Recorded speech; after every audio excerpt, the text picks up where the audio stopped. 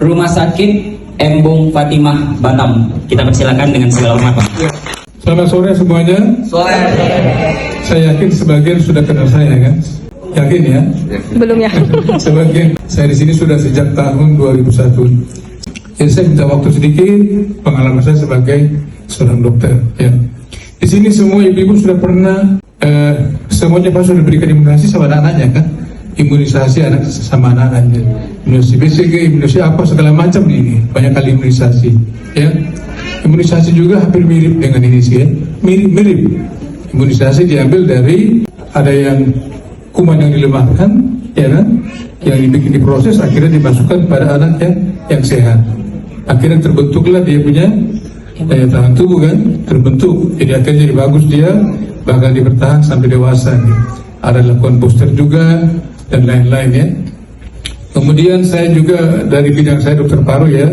Awalnya sebetulnya dari dulu orang berpikir, dulu kan zaman dulu belum ada obat masih sangat terbatas, obat-obatan apalagi obat TBC waktu itu.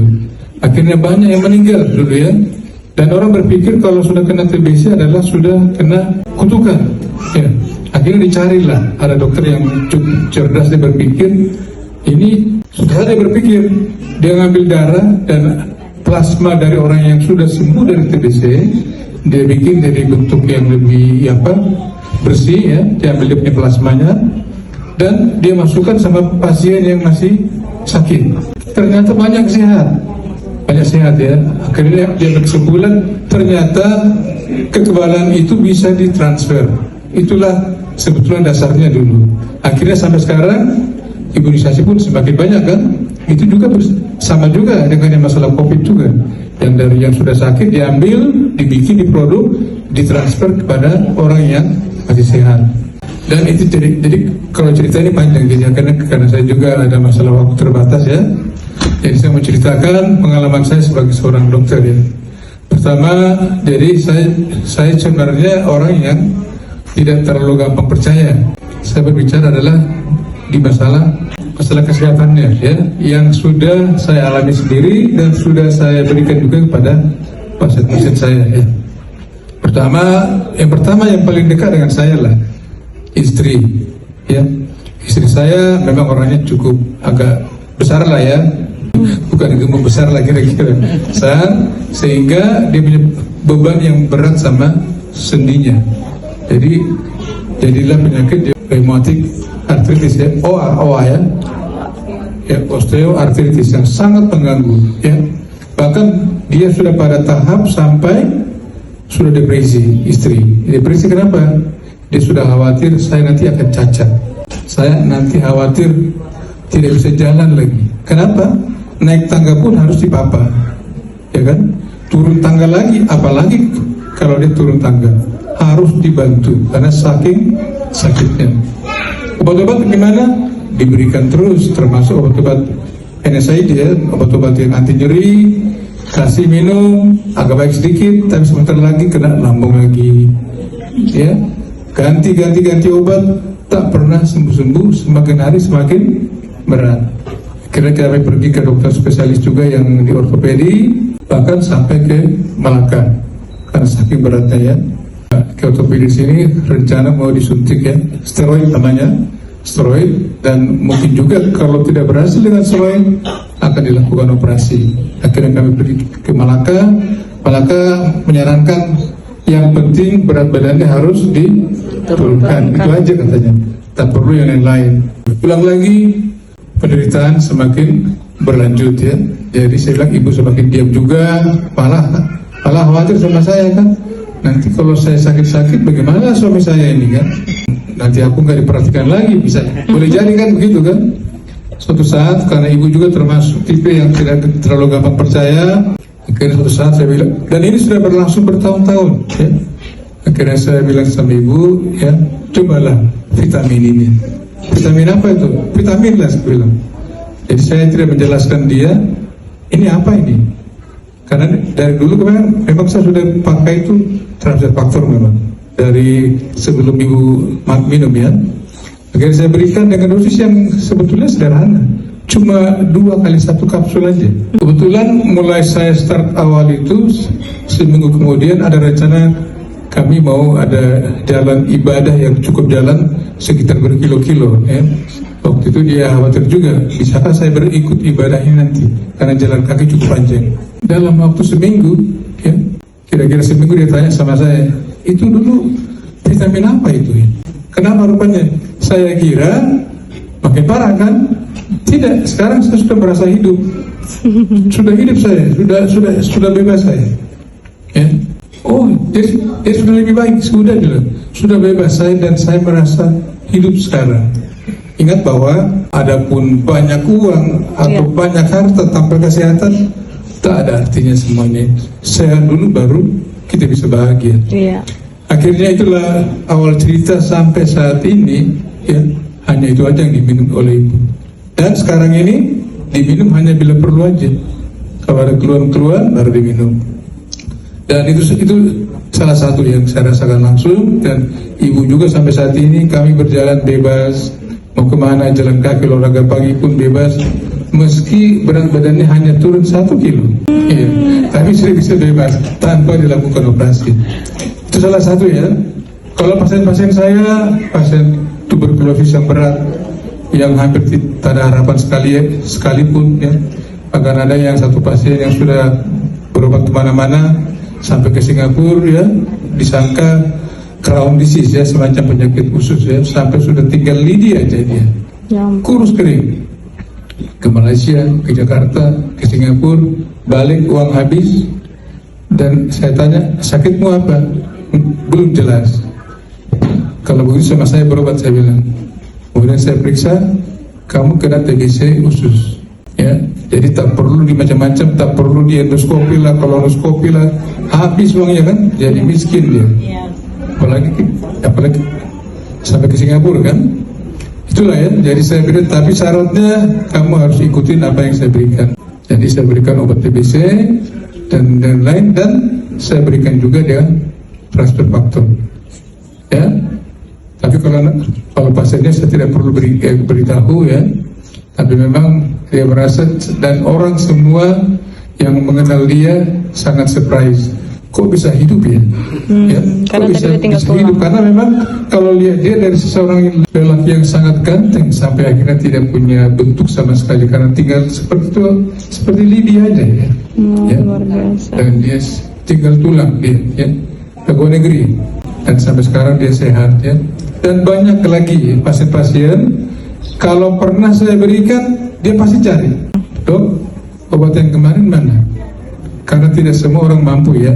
Ada yang mampu hanya membelikan apa? Kalau mampu dia saya suruh masuk ke apa namanya member. Yang tidak mampu ini terpaksa dibelikan ketengan ya. Tapi selalu dia mencari obat itu yang masih ada lagi enggak? Ya. Jadi Bapak Ibu sekalian ya, memang untuk seorang dokter memang menceritakan macam begini memang harus ada bukti penelitiannya, harus ada bukti kliniknya. Tapi saya mengatakan bahwa yang saya sampaikan ini adalah implementasi dari hasil penelitian orang lain. Karena berbagai penelitian, ratusan penelitian sudah dilakukan. Ya, silakan buka website, sangat banyak hasil penelitian. Bahkan ada yang pernah di dokter Amerika sana, dia menghadapi seorang tua dengan penyakit yang lupa apa namanya, Alzheimer ya. Seorang dokter saraf yang sangat terkenal di Amerika, dan dia melakukan pengobatan ya, dan sampai dia akhirnya pada titik dia menyerah, saya tidak bisa menyembuhkan lagi. Tapi entah kenapa dia bertemu dengan seorang yang marketing yang transfer faktor. Dia coba, ternyata setelah diberikan, apa yang terjadi? Alzheimer-nya membaik. Dan akhirnya dia bikin dalam laporan, dalam buku, ada pengobatan transfer faktor pada penderita Alzheimer. Itu hanya salah satu aja, sangat banyak ya Bapak Ibu sekalian. Jadi saya sampaikan, walaupun saya tidak pernah meneliti langsung, tapi sudah banyak orang melakukan penelitian. Bahkan ini ini bukan obat ya. Bahkan transfer faktor ini di Rusia pun sudah masuk di dalam sistem pengobatan nasional ya. Di kita belum, kita masih di luar. Tapi di Rusia sudah masuk dalam sistem pengobatan nasional. Dan jujur juga Bapak Ibu sekalian, penyakit kanker memang saat ini obatnya yang betul-betul bisa membunuh sel kanker memang sampai saat ini belum ditemukan sebetulnya, ya belum ditemukan. Makanya saya katakan bahwa usaha apapun harus kita lakukan. Iya. Dan sudah banyak orang juga yang melakukan ini dan dengan hasil yang baik, dengan hasil yang ininya.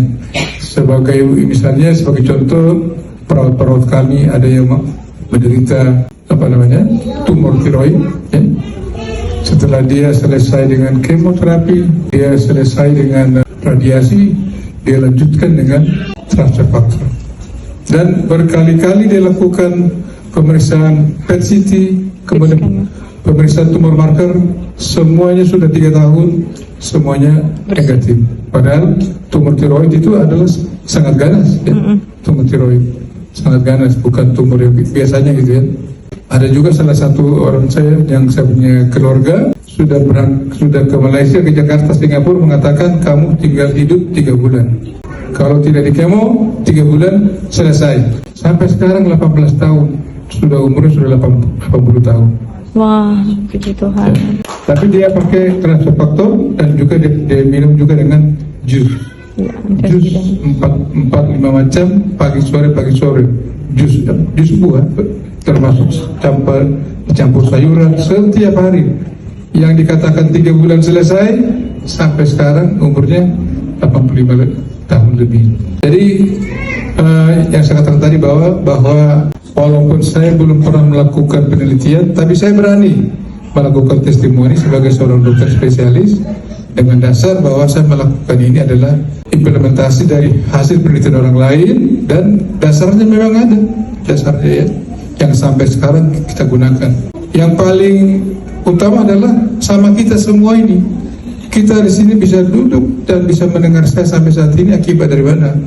Akibat dari kolostrum sang ibu. Ya, masih ingat kolostrum? Masih, Ibu. Kolostrum mengandung sel-sel yang merangsang imunitas tubuh, berbagai macam di situ yang ditransfer sama bayinya. Ya. Dan itu adalah bekal hidupnya dia pada saat dia masih bayi sampai dewasa. Ya, itu semua ilmu itu yang dipakai sekarang ini untuk transfer faktor. Ternyata ya, sel-sel kekebalan tubuh itu ternyata dari hasil penelitian bisa diperoleh dari kolostrum susu sapi dan juga dari Kuning telur ayam. Ya, yang bebas hidup di alam, bukan yang dikandangkan, yang bebas. Kenapa harus bebas? Karena mereka sudah terpapar dengan berbagai macam dan diyakini dia banyak mengandung sel-sel imunitas tubuh. Ya, jadi saya sebagai seorang dokter berpikir adalah pertama kesehatan. Ya. Kesehatan tanpa sehat kita nggak berarti apa-apa. Ya. Tapi kemudian bisa terus juga karena mungkin ada berpikir juga ini kok multi level marketing. Ini pasti cari duit saja. Sebetulnya kenapa mereka bikin MLM multi level marketing? Kenapa? Supaya kita saling gotong royong. Obatnya mungkin agak mahal, tapi dengan kita menjalankan uang yang kita keluarkan gimana? Balik lagi nggak? Iya. Balik lagi. Jadi kita saling tolong menolong. Jadi bukan multi level marketing yang membohongi orang, bukan. Iya. Tapi adalah di situ ada pesan, ayo mari kita sehat, tapi dengan saling gotong royong, gitu ya. Jadi Bapak Ibu sekalian, ini saya sampaikan dan saya harus pergi juga Bapak Ibu sekalian. Dan percayalah apa yang saya katakan ini bukan sesuatu yang saya ada-adakan, tapi sudah saya alami sendiri sebagai dokter yang merawat pasien dan yang paling terdekat adalah sama istri saya sendiri ya. Dan bagi saya juga, anak-anak saya juga yang sering-sering sakit gimana? Anak-anak kecil yang anak-anak saya sedikit misalnya, tapi setelah saya minum ini, aku sering sakit, sekarang sudah jarang sakit. Iya. Mana obatnya itu? Itu bukan obat saya. Itu adalah gitu ya. Jadi jangan salah, itu bukan obat. Makanya mau minum satu botol pun, satu botol kah, satu ember kah, tidak ada masalah. Iya, no. Kenapa? Itu bukan obat, bukan bahan kimia. Oke, teman-teman sekalian, terima kasih banyak.